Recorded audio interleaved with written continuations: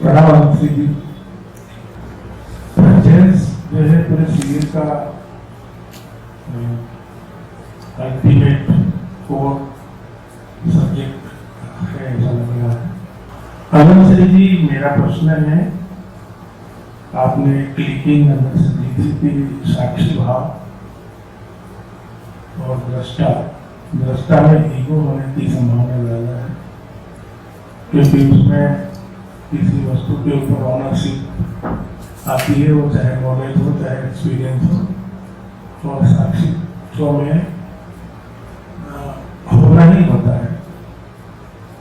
तो दृष्टा में क्या ऐसी प्रॉब्लम आ रही है, क्योंकि अभी बहुत सारी अवेकनिंग जो स्कूल्स चल रहे हैं उसमें दृष्टा पर बहुत ज्यादा जा रहे हैं, और साक्षित्व जो है वो इसमें आगे क्या हमको करना है कि डेली लाइफ में हम साक्षी को भाव में रहें।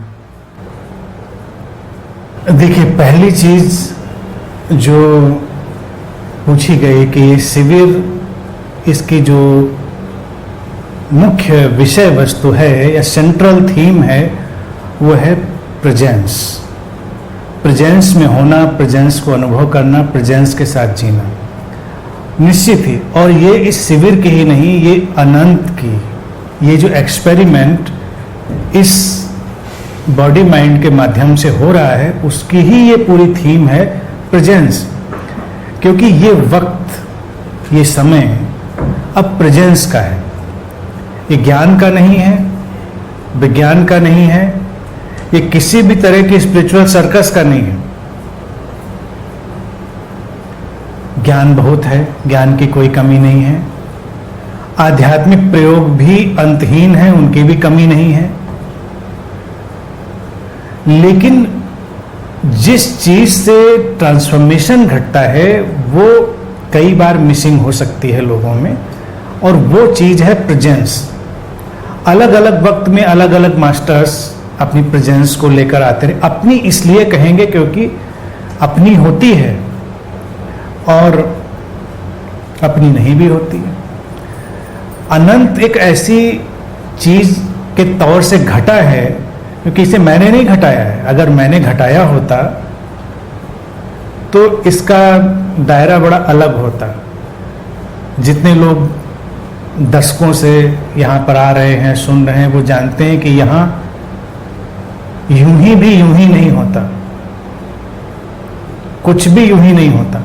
एक एक चीज बड़ी परिपक्वता से एक दूसरे में गुथी हुई।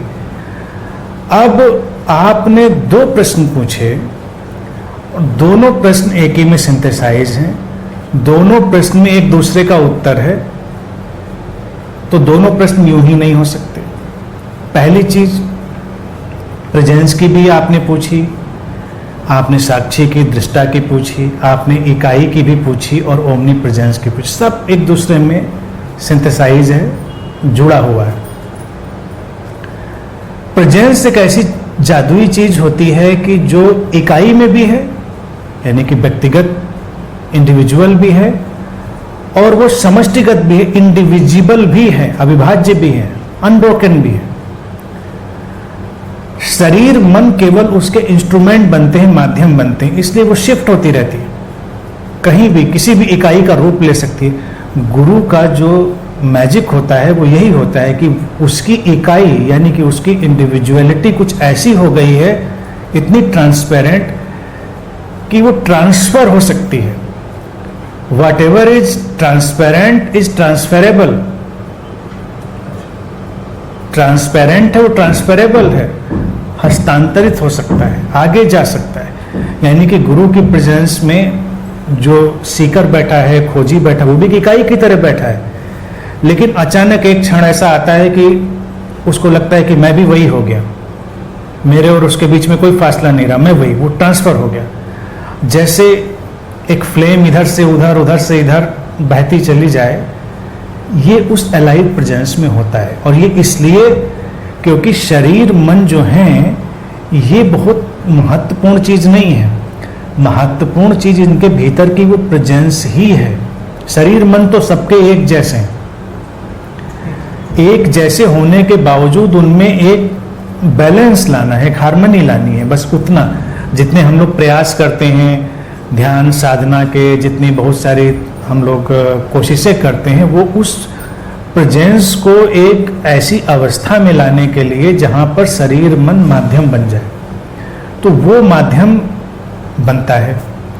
तो अनंत में सारा काम ऐसा ही हो रहा है, सब चीज़ें घट रही हैं। तो धीरे धीरे करके ये जगह ऐसी विकसित हो रही है कि भविष्य में भी ऐसा होगा, आज भी वैसा हो रहा है, आने वाले तमामों साल बाद भी ऐसा ही होगा कि लोग इस जगह पर आएंगे और वो वही हो जाएंगे जो हैं, कुछ करने की जरूरत नहीं। आप लोग अगर ईमानदारी से अपना दिल टटोल कर देखेंगे, ईमानदारी से, ये बात भी मैं बार बार दोहराता हूँ, ईमानदारी का इंग्लिश में होता है अर्नेस्टनेस, हिंदी में ईमानदारी थोड़ा सा और भी कलर ले लेता है, लेकिन अर्नेस्टनेस का मतलब आप बिल्कुल इंटेंसिटी से पिन पॉइंटेड किसी चीज़ को टटोलते हैं। तो जब आप यहाँ आए बैठे, आधा सेशन ही हम लोगों का हुआ, लेकिन आप लोगों को यह एहसास जरूर होगा कि अब किसी चीज़ की ज़रूरत नहीं है, कुछ करने वरने की ज़रूरत नहीं है, कंप्लीट है, टोटल। अभी भी जा सकते हैं सब, और पूरी कंप्लीटनेस में, पूरी टोटलिटी में। हमारे यहाँ जो लोग अनुभव से परिपक्व हो गए हैं, वो तो आते ही बात खत्म हो जाती है, वो इधर इंटर किए उधर बात खत्म। फिर भी हम लोग बैठते हैं, सेलिब्रेट करते हैं, उस प्रेजेंस को एंजॉय करते हैं, क्योंकि उस प्रेजेंस को कैरी करना भी एक यात्रा है, या कहें वो डिवाइस है, उससे उसकी रूट्स आती हैं, जड़ें आती हैं, लेकिन बात पूरी हो गई। तो इस प्लेस में, इस वातावरण में उसी का काम है। क्रियाएं, activities, therapies, groups, package activities, वो सब बहुत हो चुका है और वर्ल्ड में उसकी कमी नहीं है, दुनिया में बहुत हो रहा है और आगे भी होता रहेगा। लेकिन लोगों को चाहिए अब प्रेजेंस। अगर आज की तारीख में आप ज्ञान की बात कहें तो मैं समझता हूँ कि बहुत ही मूर्ख व्यक्ति होगा जो कुछ उल्टी सीधी बात बोलेगा। आमतौर से हर व्यक्ति उतनी ही ज्ञान की बात करेगा, क्योंकि सब कुछ उसके टिप्स पे है। सारी इंफॉर्मेशन, सूचना सब पहले के वक्त में लोगों के पास नहीं थी, ठीक से पढ़ते नहीं थे, लाइब्रेरीज नहीं थी, किताबें नहीं थी। हम इंटरनेट के एज में हैं, एक क्लिक में सारी इंफॉर्मेशन हमारे पास है। आज आप वैसे ही बोल सकते हैं जैसे बुद्धा बोलते थे, जैसे कोई भी मास्टर बोलता था, जैसे मैं बोलता हूँ। तो कभी कभी जब आप किसी मास्टर को सुनेंगे या मुझे भी सुनेंगे तो एक बारगी आपको लगेगा कि नया क्या है इसमें, ये बहुत बार सुन चुके हैं। फिर थोड़ा सा आप चौंकेंगे तो आपको लगेगा नहीं, ये तो बिल्कुल नया है, ये तो मैं पहली बार सुन रहा हूँ। जब आपको ये लगेगा ये बिल्कुल नया है, तब आप प्रेजेंस को सुन रहे हैं, तब आप उस प्रेजेंस से कनेक्टेड हुए। और जब आप इंफॉर्मेशन से कनेक्ट हुए तो इंफॉर्मेशन सेम है, इंफॉर्मेशन में कोई अंतर नहीं होता। तो फंडामेंटली प्रेजेंस इज नीडेड। और एक मेडिटेटर, एक ध्यानी की प्रेजेंस ही आज संसार में चाहिए। हमको ऐसे ही लोग चाहिए जिनकी प्रेजेंस बोलती हो, जिनकी उपस्थिति। ज्ञान नहीं चाहिए, बातें नहीं चाहिए, प्रवचन नहीं चाहिए, कोई भी चीज नहीं चाहिए। आप के आमने सामने व्यक्ति हो और बस उसको लगे कुछ है, होना चाहिए, ऐसा पॉसिबल है। भाई बंदर के सामने होते बंदर जैसा लगता है, तोते के सामने होते तोता जैसा तोता लगता है, तो ध्यानी ध्यानी जैसा क्यों नहीं लगना चाहिए? प्रेजेंस।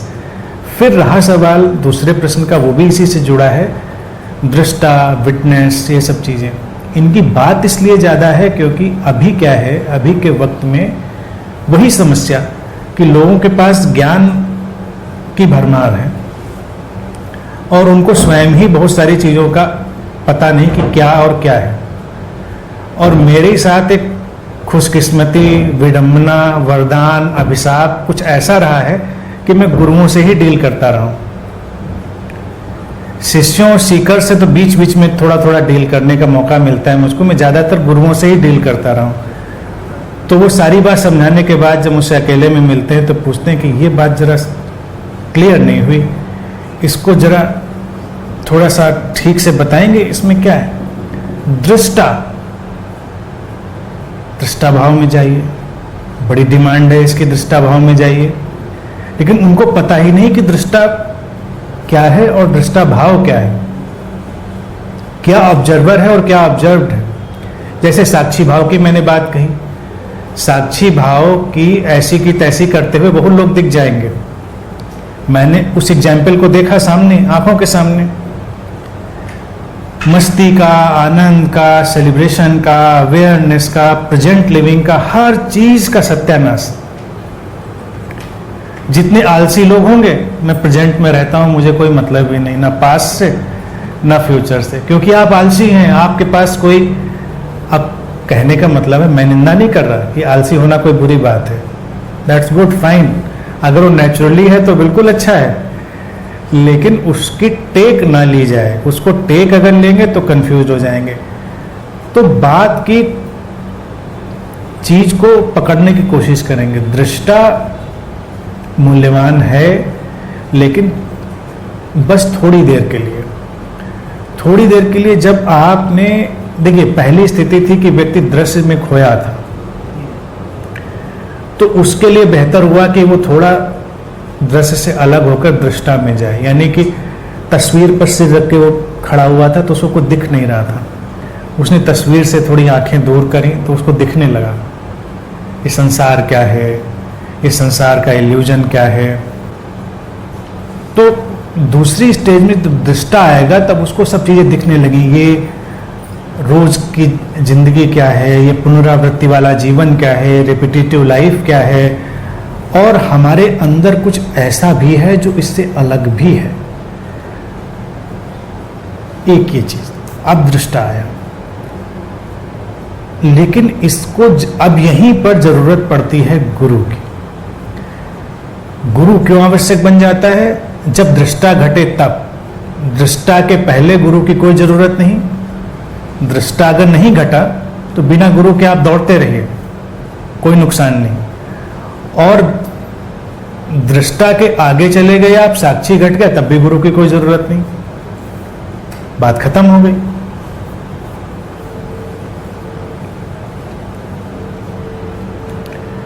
लेकिन जिन लोगों ने, कबीर जैसे लोग या जो नानक जैसे लोग, जो संत परंपरा में बहुत ऐसे गहरे लोग थे, उन्होंने गुरु की जो महिमा का बखान किया, वो इसलिए क्योंकि वो दृष्टा का बिंदु आया, तब आपको कोई ऐसा चाहिए जो आपको थोड़ा सा पुश कर दे, थोड़ा सा धक्का दे दे कि अब दृष्टा और दृश्य को एक बार फिर से मिल जाने दो। पहले वो एक थे इसलिए क्योंकि आप उसमें खोए थे, और बीच में वो अलग हुए, तब आपने अंतर देखा कि आपके अंदर दृश्य से कुछ अलग भी है। जब साक्षी घटा तब आपने ये देखा कि अलग है, लेकिन अलग के साथ कुछ लगातार जुड़ा हुआ भी है। इकाई है, लेकिन इकाई के साथ एक शाश्वत उपस्थिति भी है। सतह पर लहर है, लेकिन नीचे सागर भी है। लहर में हम अलग हो गए, सागर में एक हो गए। लेकिन जब लहर लहर थे तब भी हमें पहचान नहीं थी। और अगर लहर ने केवल अपने को लहर ही माना, इकाई ने इकाई ही माना, तब तो वो अहंकार में पड़ गई। आप कल्पना करिए, साइंटिफिकली अगर देखिए, एक लहर को बस फ्रीज कर दें उस मोमेंट में, तो बाकी लहरें तो आएंगी और गिरेंगी सागर में। वो जो फ्रीज हो गई लहर, वो बस फ्रीज रह जाएगी। तो वो थोड़ी देर के लिए अगर नीचे ना देख पाए तो उसको लगेगा मैं तो कुछ अलग हूं। अलग तो वो नहीं है, फ्रीज हो गई। तो इंडिविजुअलिटी फ्रीज होना यानी कि तादाद में इतना गहरा बन जाना, जब हमारी आइडेंटिटी और हमारा तादाद में हमारे उस अलगाव से, उस दृष्टा से अटैच हो जाता है, तो लहर फ्रीज हो सकती है। अहंकार बहुत बड़ा हो सकता है, और इस अहंकार को हम बड़े बड़े योगियों में, तमाम गुरुओं में भी देख सकते हैं। वो एकता की बात करते हुए, वननेस की बात करते हुए भी अपनी प्रेजेंस से ये जता देंगे कि कहाँ तुम और कहाँ वो। साक्षी अल्टीमेट ह्यूमिलिटी है, साक्षी अतिशय विनम्रता है। यानी कि जब आप साक्षी के साथ होंगे, यानी कि जिसमें साक्षी घट गया है उसके साथ होंगे, तो आपको पता ही नहीं चलेगा कि ये व्यक्ति एग्जिस्ट भी करता है। इसीलिए बुद्धों के बारे में कहा जाता है, बुद्धाज के बारे में, दे डोंट एग्जिस्ट। जो बुद्ध हैं वो होते ही नहीं। एक गुरु कौन है? एक गुरु वही है जो है ही नहीं। गुरु डज नॉट एग्जिस्ट, क्योंकि साक्षी में फिर सब खो गया। आप उसके साथ हैं, वो इतना हवा की तरह, रोशनी की तरह घुला मिला है कि आप सांस लेंगे, जीवन आपको हो सकता है वहीं से मिल रहा हो, स्रोत वही हो, लेकिन आपके ऊपर वो हावी नहीं होगा, आपके गले में नहीं पड़ेगा, आपके ऊपर बोझ नहीं बनेगा। आप उसकी तरफ नहीं देखना चाहेंगे तो देखने की बाध्यता भी नहीं होगी, पता भी नहीं चलेगा, लेकिन वो होगा। तो साक्षी वो है। यानी कि साक्षी में लहर जो फ्रीज हो सकती थी दृष्टा की स्थिति में, वो फिर से गिर गई, मर्ज हो गई, अब केवल सागर है। तो ये तीनों चीजें ऐसे ही एक लय में चल रही हैं, और वो बस प्रेजेंस है, प्रेजेंस है। अब सागर की प्रेजेंस के बारे में अगर वैज्ञानिक रूप से भी कहा जाए, वेयर इज ओशन, सागर कहाँ है? तो कोई कहेगा सागर जाना पड़ेगा, बीच पे जाएंगे वहां से दिखेगा सागर, यहाँ से दिखता है। सागर हमारे अंदर है, हवाओं में है। ये जो नमी है, जो ह्यूमिडिटी है, या आँख में जो आंसू है, ये हमारे अंदर जो पानी है, ये सब सागर है। जो बादल उठते हैं, जो बारिश होती है, ये जो नमी है चारों तरफ, सागर ही तो है। और क्या है? वही खारापन, वही पानी, वही विस्तार, वही एवेपोरेशन, वही रेन, सब उसी का फैलाव। तो पता नहीं चलता। कहाँ पता चलता है कि सागर अब आ गया हमारे घर? जब आसमान से बारिश होती है किसी के ऊपर, तो किसको पता चलता है सागर बरसा? या मेरी आंख से या किसी की आंख से जब आंसू गिरता है तो किसको पता चलता है कि सागर निकला? सागर ही तो है। और क्या है? तो वो चेतना है। यानी consciousness is like ocean, it is everywhere, in every form, in every manifestation, everywhere. और जब एवरीवेयर है तब तो उसका पता चलेगा ही नहीं, कैसे चलेगा? That is the point.